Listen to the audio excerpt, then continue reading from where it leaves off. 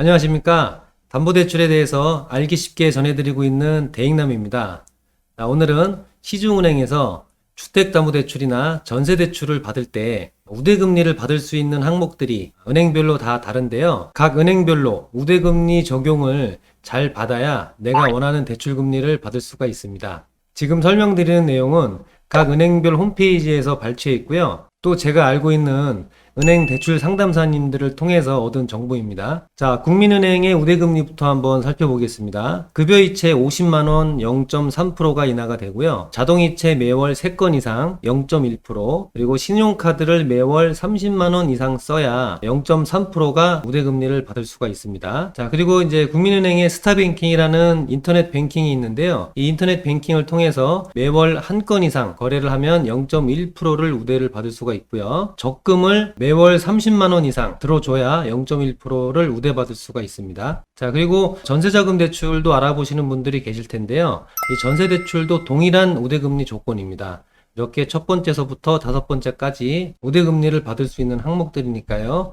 눈여겨보시면 좋을 것 같고요. 자, 여기서 보셔야 될 게 지금 급여이체 50만원이라고 되어 있는데 이 급여이체는 꼭 회사에서 들어오는 돈이 아니더라도 본인이 보내는 사람에다가 급여라고 찍으시고 50만 원을 송금을 하면 됩니다. 자, 다음은 우리은행의 이제 우대금리 조건인데요. 급여이체 또는 연금 수령 고객에게 0.2% 우대금리가 적용이 되고요. 공과금 이체, 아파트 관리비나 핸드폰 이체를 하게 되면 0.1% 할인을 받을 수가 있고요. 자, 그 다음에 카드 실적, 3개월간 50만 원 이상 신용카드 사용을 하게 되면 0.1% 할인이 들어가고, 그 다음에 청약이나 또는 적금 10만원 이상 납입하는 고객에게 0.1% 우대금리가 적용되고 있습니다. 그리고 청약통장 신규 고객 0.1% 할인을 받을 수가 있고요. 그런데 여기서 청약통장을 내가 예를 들어서 뭐 국민은행이나 하나은행 등 다른 은행을 이용하고 있는데 굳이 그걸 이제 해약을 해가면서까지 청약통장을 들을 필요는 없을 것 같습니다. 왜냐면은 우대금리가 0.1%밖에 안 되니까요. 자, 그리고 이제 우리은행에 이제 위비홈즈라는 인터넷 뱅킹이 있는데 이쪽을 통해서 우대 쿠폰을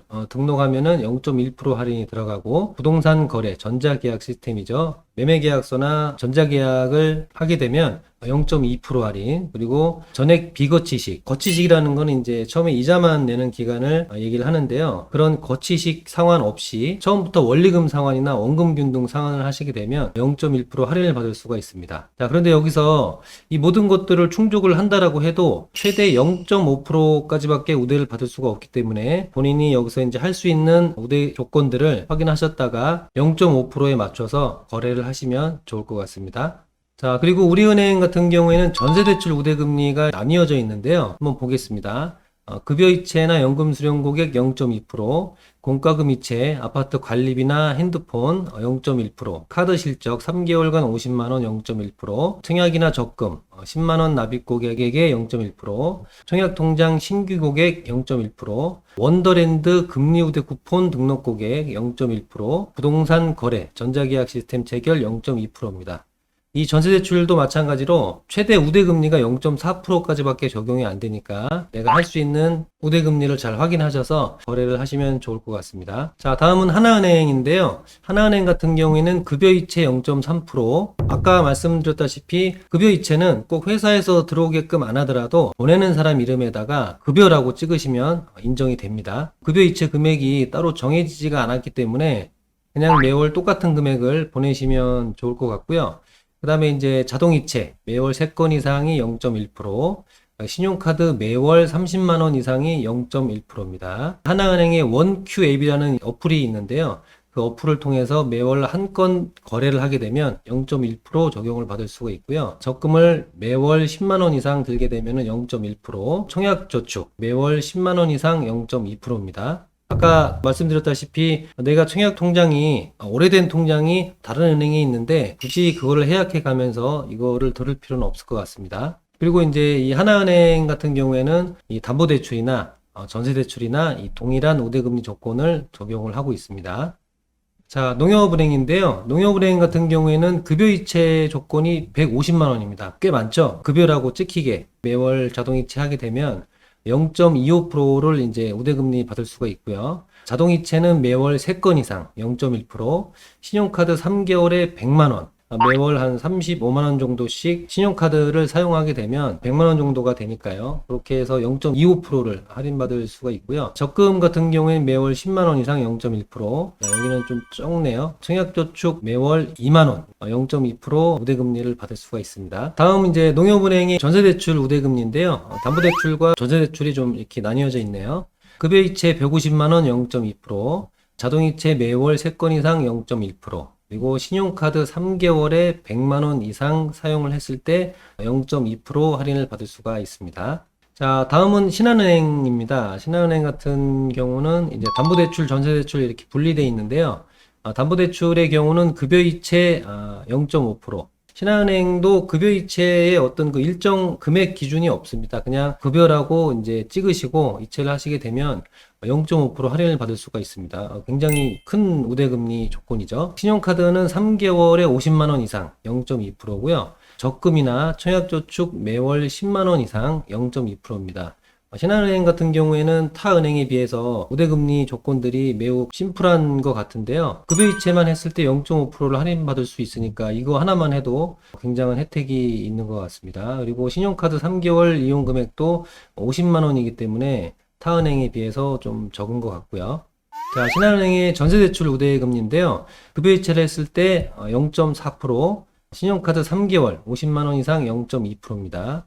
적금이나 청약저축 매월 10만 원 이상 0.1%, 부동산 거래 계약서를 전자계약으로 하게 되면 0.2% 할인을 받을 수가 있습니다. 자, SC은행입니다. SC은행도 이 우대금리 조건, 부수거래 조건들이 별로 없는데요. 급여이체 70만 원, 그리고 신용카드 매월 30만 원 이상, 그 외 우량 고객 및 세 자녀 이상 고객분들에게 이제 우대금리를 적용을 하는데, SC은행 같은 경우에는 이렇게 오픈이 안 돼 있더라고요. 급여이체에 뭐 0. 몇 프로 이런 기준 자체가 없어서 내용을 조사를 할 때 좀 애를 먹었었는데요. 어쨌든 SC은행 같은 경우에는 부수거래 항목들이 몇 가지 안 되기 때문에 SC은행 거래하시는 분들은 요 세 가지 항목 잘 참고하셔서 거래하시기 바라겠습니다. 자, 다음은 이제 마지막으로 기업은행입니다. 또 기업은행 거래하시는 분들 계시니까요. 기업은행 같은 경우에는 급여이체 100만 원에 0.2%, 공과금 자동이체 매월 3건 이상, 신용카드 3개월 100만 원 이상입니다. 0.2% 할인받을 수가 있네요. 그리고 이제 스마트뱅킹이라는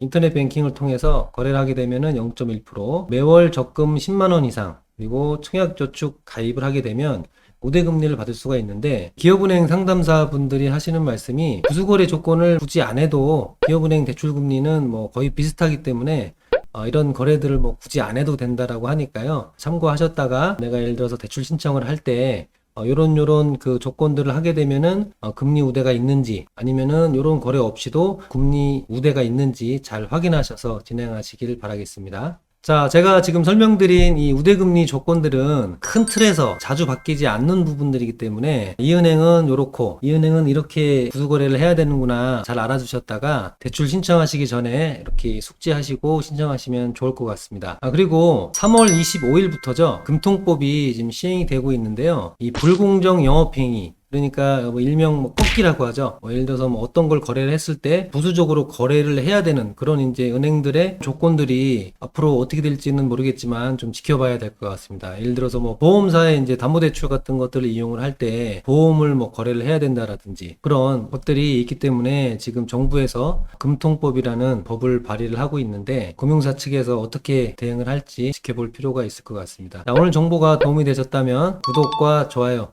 부탁드리고요. 다음 시간에 또 뵙겠습니다. 감사합니다.